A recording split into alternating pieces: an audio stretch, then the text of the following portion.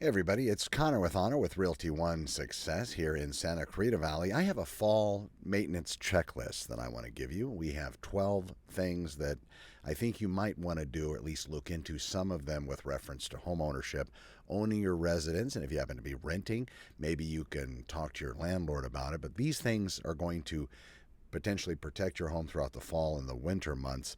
Now, in Southern California, we usually don't get that bad weather, but there are a few things on this list that I would maintain every year on residences I own just to make sure that we don't have any issues. So, the first thing, looking around your residence, I don't know how your windows are, but you might want to kind of go have a look, see if anything's broken, the seals are broken, if you can feel drafts, whether through windows or doors.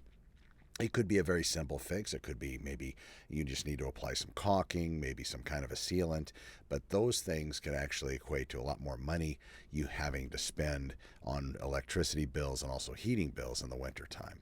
As far as hoses go, I would go around and detach those. It just depends though as far as whether or not where you live gets into freezing temperatures, but hoses that are there and attached to bibs, a lot of times they can break. So these are things to look at if you happen to live in the colder climates.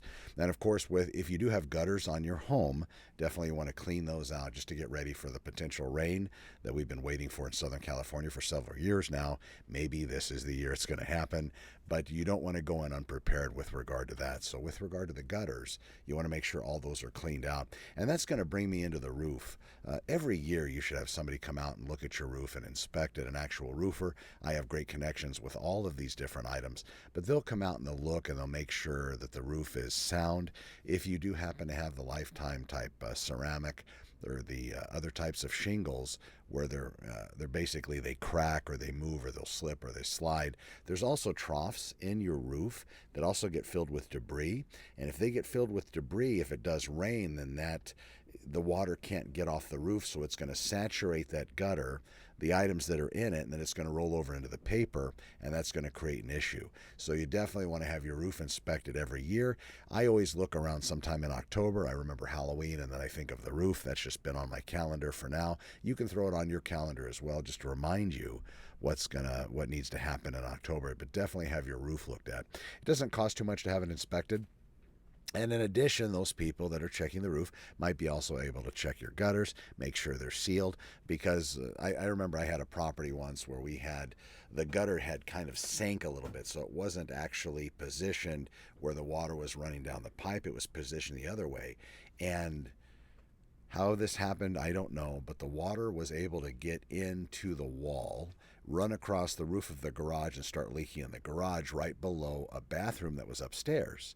So there was a lot of money spent to have walls pulled open, trying to see where the leak was coming from. And it actually was just coming from a gutter that happened to leak into a wall, go to the lowest point there, and actually end up in the garage. So we thought it was something else, but in actuality, it was a pretty easy fix. And if I would have had this maintenance schedule, it probably wouldn't have happened. Because the people that are going to clean out and check the gutters are also going to check them for level and see where the water's flowing as well. You want to go through and check your furnace and also the HVAC. So ever you're not going to be using the air conditioning or the heating portion of the HVAC. You want somebody to come out and give it a run through and check, make sure that everything is the way it should be, everything's sealed and taped, everything is really nice, because you probably haven't had that furnace on for quite a while. So once you start to turn that on, you definitely don't want to have any issues, because if you're doing the preventive maintenance, prices are going to be less. When you call them to have it maintained because you have an issue and it's not working, well, of course, the wintertime, prices are going to be more. Check your smoke detectors. I'd go around and check smoke and also carbon. And in fact, I know some of them are sealed battery systems. Some of them you can replace.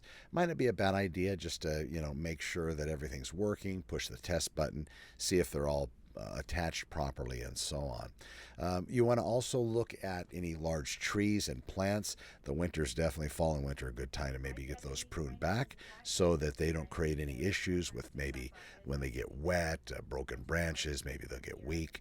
And also the leaves and all of those items, when they start to fall off, again, you might want to do some preventative pruning so you don't have to deal with all those leaves.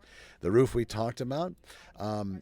As far as outdoor furniture, if you have that, again, if it is going to start raining or get colder, maybe you want to shelter that furniture to protect it from the elements. maybe something to think about. Radiators really don't have that here in California. It's going to be the HVAC system that's going to the gas operated typically is what I see in residences out here. Chimneys, though, that's something interesting. You have a fireplace. A lot of them are just gas only, so you can put decorative logs in there, but they really don't burn wood. But if you do happen to have a fireplace that burns wood, a couple things. You want to make sure that that flue lock, it stays open and it doesn't stay closed, just in case you actually have gas build up and you have that gas come into the house. So that's a very simple fix, a very easy fix, but you want somebody to come out and make sure that happens so you don't have the gas backing up into the house. In addition, you want to make sure the chimney stack itself is sound, isn't cracking or damaged, because if you do have a wood burning fireplace, you start to burn wood in it. Again, those prices are going to go up if you start to have issues with it during the winter months. Of course, they charge a premium during that time. AC filters, that'll be part of the HVAC unit cleaning. When they come out and service that unit, they'll be also replacing that filter if you don't do it yourself. I heard the other day from a home inspector that you see all these fancy HEPA super wazoo filters that are $30 and $40 each. The problem is, he said, is that restricts the flow and it holds back a lot of the air, makes the unit have to work harder. So he recommends the cheapest filters they make and just replace those every month or two. So that's something you might want to check with your professional, see if that is good information, and if it is, go with that. And if not, go ahead and enjoy that $50 filter for your air conditioner. And then finally, of course, we're going to be traveling around. In California, winter time is a time to take the family maybe to relatives' houses in the car.